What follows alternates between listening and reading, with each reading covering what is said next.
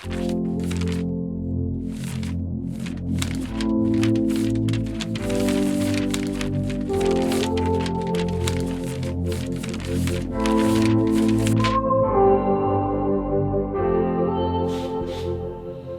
what's up? It's been a while since I've done a cooking video, huh?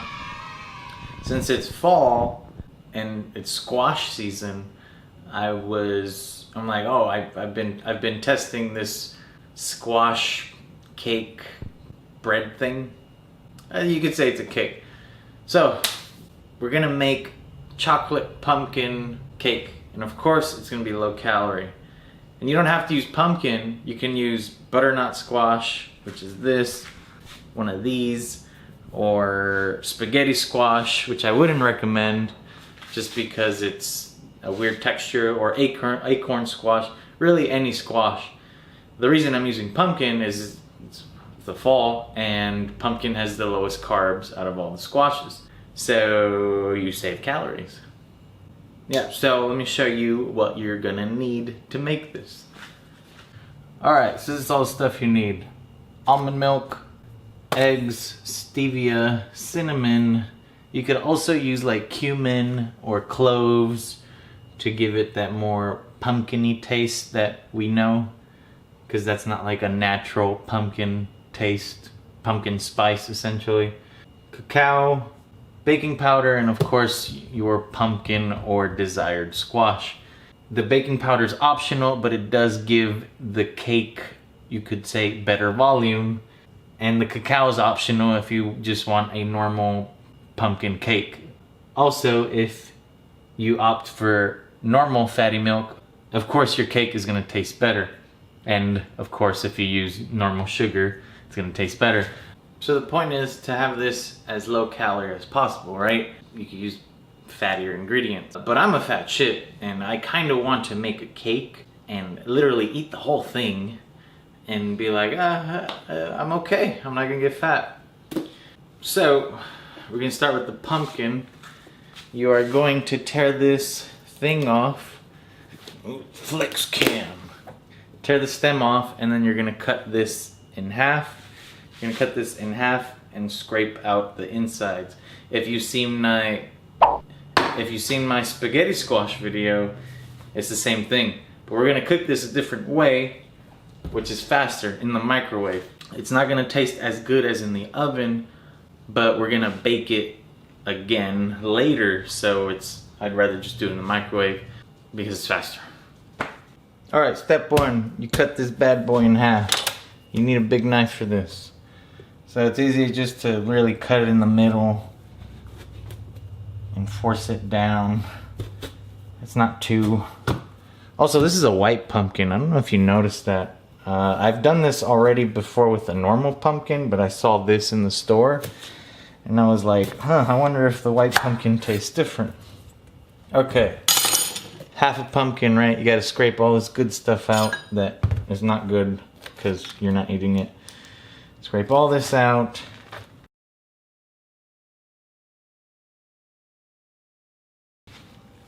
Alright, both halves are cleaned out, see? And to cook it a little faster, you want to get a fork and just kind of stab some holes along the top. Doesn't have to be a lot. And after you do that, you want to put it face down on a plate.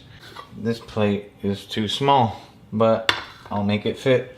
And then put that plate in the microwave. So I try to fit both on the plate, and the pumpkin was too big, so I'm gonna have to do one half at a time. I think it's gonna take probably like 8-10 minutes per half. If both were in there, it'd probably take around 15 minutes, but we'll see. Also, if you're gonna use a normal pumpkin, don't use the big jack-o'-lantern pumpkins. I mean, you can, but the flavor won't be as good. You have to get these little small, pretty much like the size I showed you, this one, but a little smaller. They're called pie pumpkins. Those are the ones you use to make pies and stuff. They're a little sweeter, they have better flavor. You can use the big ones, but it's gonna be really bland. You're gonna have to go through a lot of stevia. So I'll let you know how long these halves take when they're finished. It's ready. It took like an hour, 30 minutes each, because they were too big. And then also, white pumpkin has a different texture than normal pumpkin, but it should still come out good. Okay, so you'll know it's ready when it's really soft on the outside. See, it's all squishy. And then the next step is just to peel all this skin off, just so you have the meat, so to speak, right?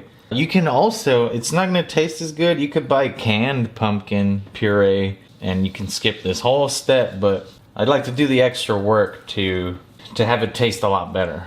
So I'm gonna peel all of this, and also once you finish that, this is when you have to start weighing stuff. So you're gonna want a big container like this where you're gonna mix all this stuff in, and you want to weigh how much of product you have, because then you won't know how much you're eating. Alright, here's what's left. I got about, we'll say 50 ounces of pumpkin stuff. And then you kind of want to, just because you're going to have to blend it later, it's a little easier if you just kind of break it up now. That way it's not so much harder later.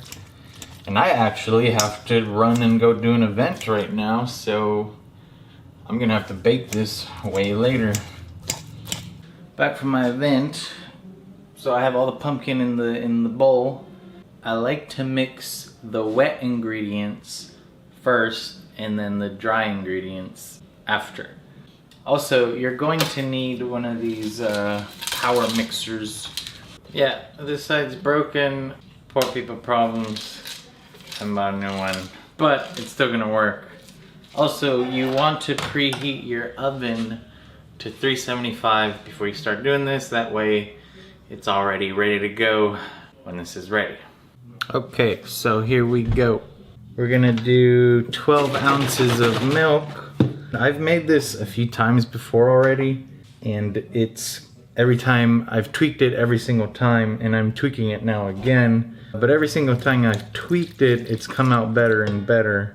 So, who knows? I changed a lot of variables with using this white pumpkin this time, but it should come out good. So, 12 ounces of milk, and I'm going to do 8 whole eggs.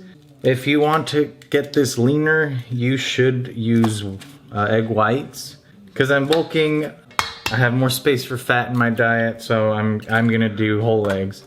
But if you want to get your calories lower, of course, do egg whites.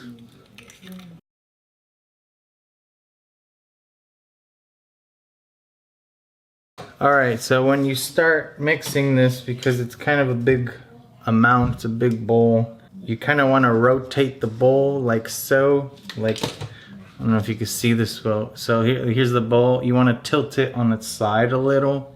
And as you do that, you're rotating it like that. As you're mixing it, you can't hear me when I'm going to start mixing, so I'm telling you that now. I'll save your ears the audio, but I'll show you the technique.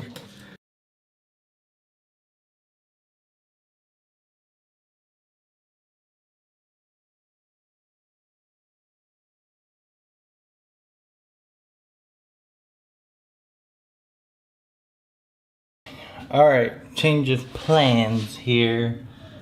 Apparently the white pumpkin is really thick, so I'm gonna put it all in the blender because it's just not dissolving, you could say correctly.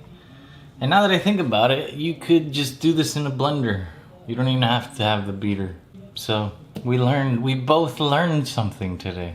So I'm gonna pour this bowl into this blender and just do it all in there. I'm gonna spill a lot. Yeah, we need a better method. So apparently 50 ounces plus all that milk plus all those eggs didn't fit in the blender, so I had to bring it back here. But you should have a smooth consistency. I don't know if you see that. It's just really smooth. There's no lumps in it. I mean, it doesn't matter if there is, but it won't taste. You won't have uniform texture, and that's kind of what you want. So now that all the wet stuff is mixed, now we're gonna do the dry stuff, and we're gonna keep in mind that All of this is scaled to 50 ounces. Well, starting with 50 ounces of pumpkin puree. So if you're using less, of course you're gonna have less of all the other values. So we're gonna do 1/4 cup of stevia, which equals to about 1/2 cup of normal sugar. I find 1/4 to be pretty good. Anything, because stevia has kind of, if you use too much, it has kind of a weird like bitterness taste to it. So I found 1/4 is really good for this recipe at least. Baking powder, we're gonna do 5 teaspoons. You could try using more, but it might affect the taste. Generally, I've been using 1 teaspoon per 10 ounces. So if I did 40 ounces, I would use 4. But since I'm doing 50, I'm gonna use 5. Right, okay, now the cacao, I'm doing 4 tablespoons to get it really chocolatey. I really like cacao. I know you've seen that other video, I know you have, of my chocolate milkshake. I still make that. I make that almost every day. So I'm using 4. And you can, I mean, that's optional. You can use more, you can use less. And cinnamon, we're just doing a whole bunch, eyeballing it till I think, okay, that's a pretty good amount. Again, this is all personal preference and taste. And here's another thing that I've learned recently in watching all this cooking stuff that I've been really gotten into. Watch a lot of cooking shows now, is you add salt to desserts.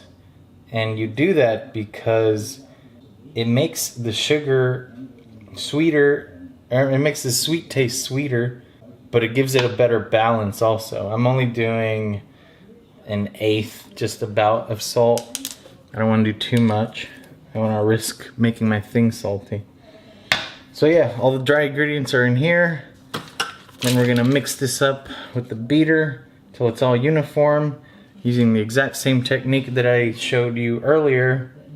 And I'll show you the finished product after it's finished. All right, you ready to see how amazing it looks? Ooh, it looks almost like fudge or something. It tastes amazing too. So now that this is ready, by the way, it's all uniform, everything is mixed well. You want to make sure that happens before you pour it into your baking pan. I'm using this Pyrex baking pan. You can use a normal one, but it's more convenient for me to use this because as soon as it's done baking and it's cooled off, I just put it in the refrigerator. I don't have to take it out of the pan and put it in another container. So you want to coat this before you pour your mixture in with some oil, because it will stick, and even with this oil, it sticks anyway. So it's well coated, and then you just pour it right in. That easy. Look at that pouring action. Whew. Pour it right in, and then make sure you get it all out, like so. All right, now that it's all poured in here, you want to get it evenly across. You kind of shake it and you kind of tap it down lightly on the counter, but not too hard because then you'll break your container. It's easier than trying to use a spatula and spread it evenly. So you just kind of move it around and tap it. And that's it. We're sticking this in the oven, 375. For something this size, it's probably going to take like 45 minutes to an hour maybe. I'll let you know.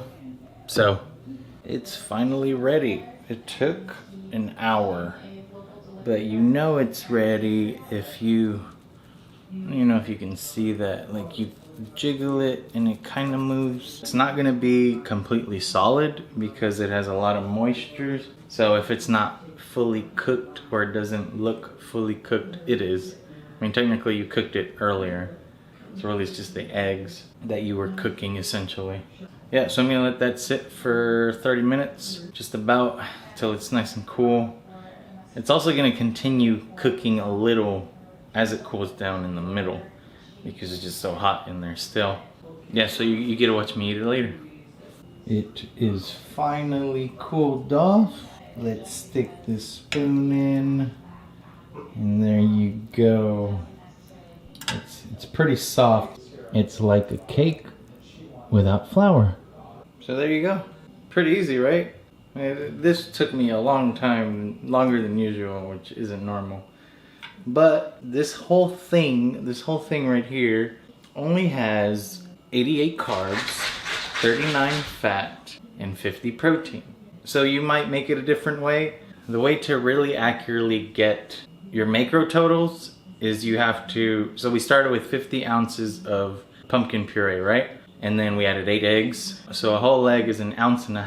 So we have 8 eggs at 1.5 ounces. And then we added 12 ounces of milk. So then you add all of those ounces, which equals 74 ounces. So now you know you have 74 ounces of product. I mean, ideally, you want to weigh this after cooking because it loses moisture.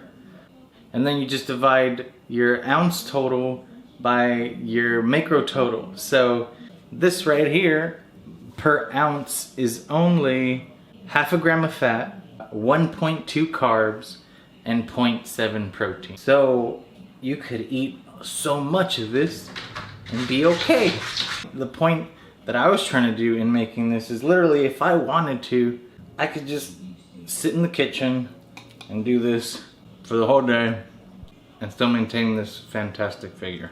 So that's it. It's pretty easy. You put that in the fridge and it gets really solid and it's almost like a real cake.